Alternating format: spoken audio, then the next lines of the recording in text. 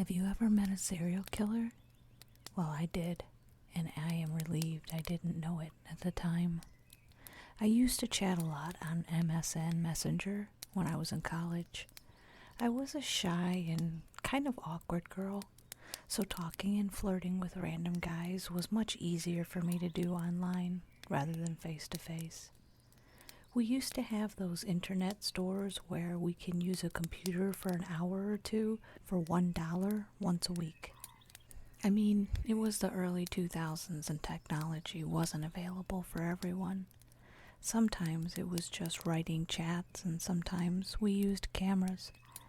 There was one guy that I remember very well. He was a lawyer, or so he said. He always refused to use the camera, even after we knew each other for like almost a year. He was witty and funny, and I very much liked him. He was much older than me and very good at sex talk, which was somehow appealing for a girl in her late teens. He was always asking personal questions, though, like, where do you live? Do you live alone or with your family? Do you have a boyfriend? Can you travel alone? Well, of course, I always diluted the conversation and never gave up too much information. Sometimes I would tell him a fake story, but then he would ask details and I would end up telling him that it was fake and laugh about it. You would think it would bother him, but no. He would always laugh and say that I have a wild imagination. I think our virtual relationship lasted for about 3 years. Now that I'm thinking about it, though, it lasted until I graduated from college. One time he came to the town where I was living. I was in my senior year. He said that it was for work and insisted that we meet. I agreed and told him about a coffee shop where we can have a drink. He declined and said that he had work all day and he could be available only after like 9 p.m. and proposed that we meet in the apartment where he was staying. I thought it was weird, but at the time, I was excited and I was eager to see him in person. I finally agreed and told myself I will just pass by and say hello, but that I would not stay.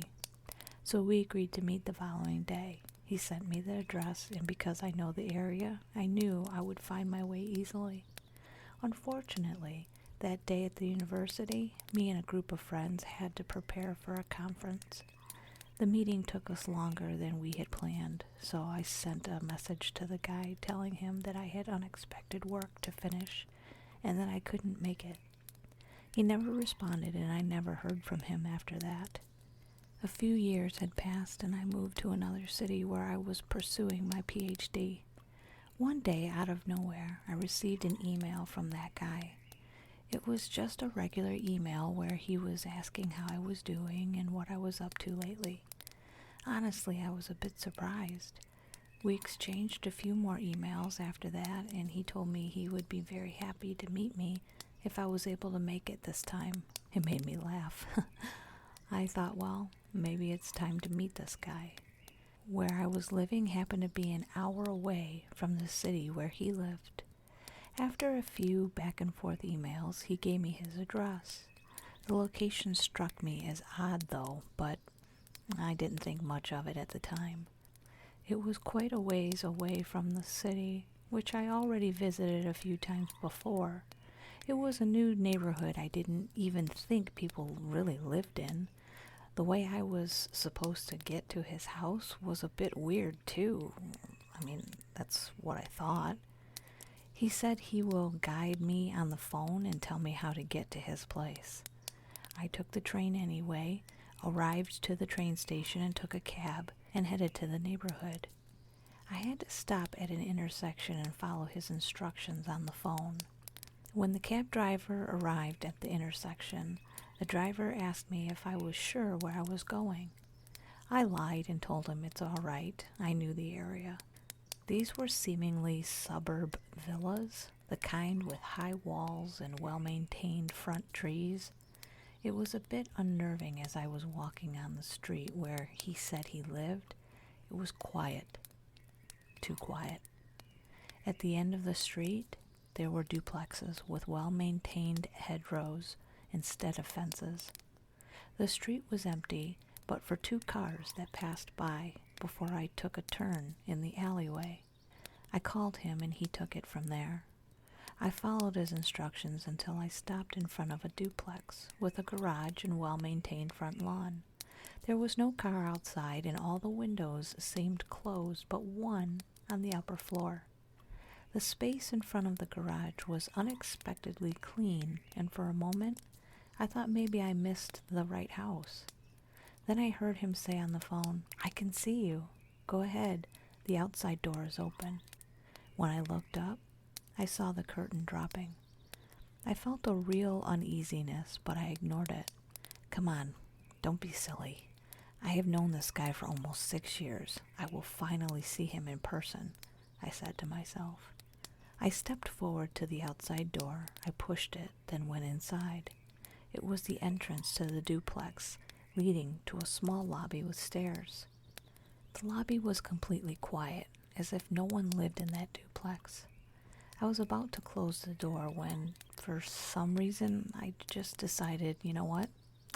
I'm not closing it, but just push it quietly. I went upstairs and I saw number 11 on the door on the right. And before I could tap on the wooden door, it opened widely. The inside of the apartment was kind of dark because of the lack of natural light. He stood there wearing a black shirt and gray pants with bare feet, which was odd. He was partly bald and neatly shaved. He smiled and handed his right hand to me and said, "Well, hello there. You finally decided to do it, huh?" Something in his features was unsettling, as if he was up to something. It was as if I could see it in his cold gray eyes. Something I couldn't explain except that I felt endangered. I reached out my hand to greet him. The moment his hand touched mine, a chill ran down my spine. "Yeah, finally," I responded out of politeness. My uneasiness must have shown on my face. He shook my hand, but he didn't let go, and his grab tightened. "I don't like it. I don't like it at all. Now you can let go of my hand," I said with a false, amused tone. He grinned in return, but he didn't let go. At that instant, I went into a fight or flight mode. My heart started racing, and all my senses went crazy. He grabbed my hand and tried to pull me inside. I threw politeness out the window and yelled, "Let go of my hand." I said, "Let go." I was still standing on the threshold. I gripped the wall with my left hand and tried to pull away from the grip. When I looked up at him, I saw the creepy expression of a predator and a smile that said, "I finally got you." I was not only trapped, but I also knew no one could hear me outside the duplex. Even if someone could hear me, they'd have no idea where the screams were coming from. He wasn't a big guy. He was nearly my height and a little overweight. Otherwise, he'd be able to easily overwhelm me. So I took my chance. I let go of the wall and stepped inside almost halfway. It caught him off guard. I grabbed the doorknob with my left hand and began slamming the door repeatedly on his arm as I tried to walk back to break free. He finally let go of my hand after I heard a grunt from inside. I thank God for my decision to leave the front door open. I ran through the quiet alleyway without looking back until I reached the intersection. I looked behind me but saw no one, so I continued running. I couldn't find any cabs in this area, so I ran for nearly 10 minutes before spotting a cab passing by. While running after him, I yelled at the taxi driver and waved my hand. He must have seen me in his rearview mirror because he came to a complete stop. I dashed to the cab, shaking uncontrollably and heavily breathing. The driver gave me a wide-eyed look and was about to ask me a question when I blurted out, "To the train station, please, hurry." He gave me a brief look before resuming to drive. I arrived at the station, purchased a ticket, and then boarded the first train to my hometown. I switched off my phone because I feared he would call or message me. When I arrived, I went to the train station's convenience store and pretended to look for something. I know they have a camera there, so if he follows me, he will be caught on camera. I spent nearly 10 minutes wandering between the aisles. Finally, I went up to the cashier and bought a bottle of water. On my way home, I took 2 cabs in opposite directions to confuse anyone who was following me. I didn't feel safe until I got home and shut the door. For a brief moment, I considered calling the cops, but what would I say to them? He didn't do anything. I was not harmed, and I am an adult who understands what I was doing. I cursed my stupid lack of self-preservation instinct. I told no one about my misadventure and vowed never to go through another dangerous meetup. I never heard from that guy after that, but it took several months for me to completely forget about this encounter and move on with my life. Until that morning, when I was reading the newspaper and noticed a familiar face. A face I would never forget. The photo was titled MSN Predator, the serial killer who lured his victims to his home and never let them leave.